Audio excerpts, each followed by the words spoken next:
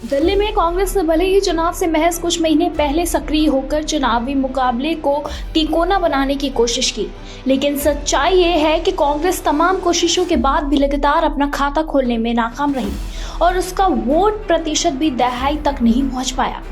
भले ही शनिवार को आए नतीजों के बाद कांग्रेस खुश हो, इसी के साथ ही उसने शीला दीक्षित की हार का बदला ले लिया है। बताते चले कि आपको चौथी बार सत्ता में आने से रोक दिया, लेकिन आंकड़ों में देखा जाए तो कांग्रेस के पास वोट प्रतिशत के लिहाज से भी ज्यादा खुश होने लायक नहीं है। जहां 2020 में कांग्रेस का दिल्ली में वोट प्रतिशत 4.26 था, जो कि इस बार थोड़ा सुधर कर 6.35 हो गया है, यानी महज 1.5% वोट बढ़ा। इन नतीजों से कांग्रेस के लिए एक बड़ा सबक निकलता है कि देश की सबसे बड़ी पार्टी को किसी भी चुनाव में खेल बिगाड़ने वाले खिलाड़ी के तौर पर नहीं, बल्कि खेल जीतने के भाव से उतरने वाले खिलाड़ी के रूप में होना चाहिए। थोड़े से समय की सक्रियता ने पार्टी को चर्चा में तो ला दिया, लेकिन पार्टी की चर्चा न तो वोट में खास अंतर दिला पाई, न ही सीट जितवा पाई।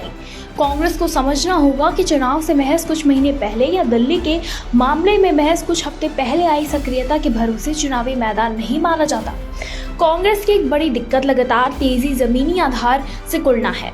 दरअसल दिल्ली के मामले में ये साफ दिखता है, बीजेपी हो या फिर आप, दोनों ने ही जीत और हार की स्थिति में अपना वोट आधार लगभग बनाए रखा, उसमें ज्यादा गिरावट नहीं होने दी।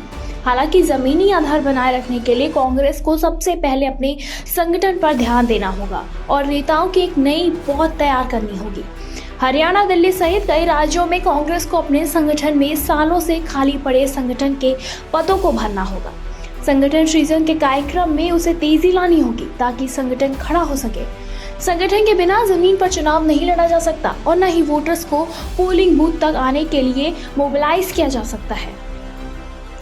बीजेपी की दिल्ली में तमाम सीटों पर हुई बेहद नजदीकी जीत के पीछे कहीं न कहीं उसका बूथ मैनेजमेंट भी माना जा रहा है। कांग्रेस के लिए एक बड़ा सबक है कि उसे चुनाव में ही नहीं, पूरे 5 साल काम करना होगा। हर इलाके में संगठन को और कुछ चेहरों को सक्रिय करना होगा, उन्हें जिम्मेदारी देनी होगी जो कि 5 साल काम करें। ये काम उसे बीजेपी से सीधे मुकाबले वाले राज्यों से लेकर गठबंधन वाले राज्यों में भी करना होगा।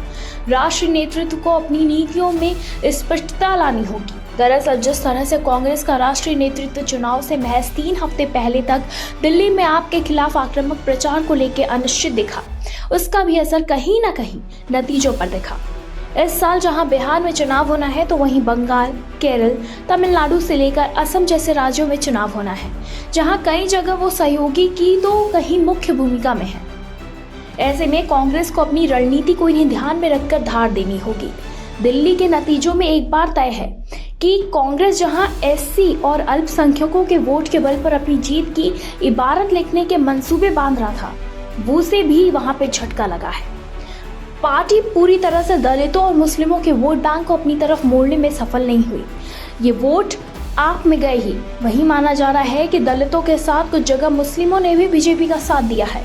ऐसे में कांग्रेस को वोटर्स को साधने के लिए अपनी रणनीति के नए सिरे से तैयार करना होगा, जहां किसी खास वर्ग के भरोसे रहने की बजाय उसे अपनी पहुंच का दायरा बढ़ाना होगा।